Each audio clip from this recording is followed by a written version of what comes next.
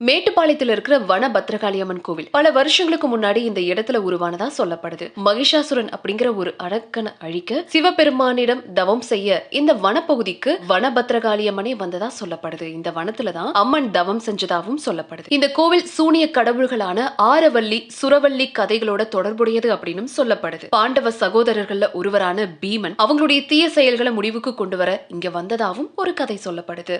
இங்க அம்மன் சுயம்பு மூர்த்தியா இருப்பாங்க. காளியம்மனுக்கு உகந்த செவ்வாய், வெள்ளி, அமாவாசை தினங்கள்ல பல்லாயிரக்கணக்கான பக்தர்கள் வந்து வழிபடுறாங்க. அம்மன் வனத்துல அருள் பாலிக்கிறாங்க. நம்ம நினைச்ச காரியம் நிகழ்ந்துச்சு அப்படின்னா பெண்கள் அவங்களுடைய தாலியை கழற்றி அம்மனுடைய உண்டியல காணிக்கையா செலுத்துற பழக்கமும் இந்த கோவிலுக்கு இருக்கு. வேண்டுதல் எப்போது வேணாலும் வச்சுக்கலாம். ஆனா நன்றி சொல்றதுக்கு இந்த கோவிலுக்கு வந்து சொன்னாதான் அம்மன் ஏத்துப்பாங்க அப்படிங்கறதும் நம்பிக்கை. வேண்டுதல் வச்சாலோ அல்லது நினைச்ச காரியம் நிறைவேற்றாலோ ஆடுகள் அல்லது கோழிகளை இங்க பலி கொடுக்கறதாகவும் சொல்லப்படுது. வன பத்ரகாளியம்மன் கோவில்ல தன்னுடைய தாலியை கழட்டி கோவில் உண்டியல காணிக்கை செலுத்துற அப்படின்னு பெண்கள் வேண்டிப்பாங்களாம். அந்த செயல் நடந்தாலும் அல்லது பிரச்சனையிலிருந்து விடுபெற்றாலும் பெண்கள் அம்மனுக்கு தாலியை கழட்டி உண்டியல் செலுத்துற நேர்த்திக்கடன் இந்த கோவில்ல இன்னைக்கு வரைக்கும் இருந்துட்டு வருது.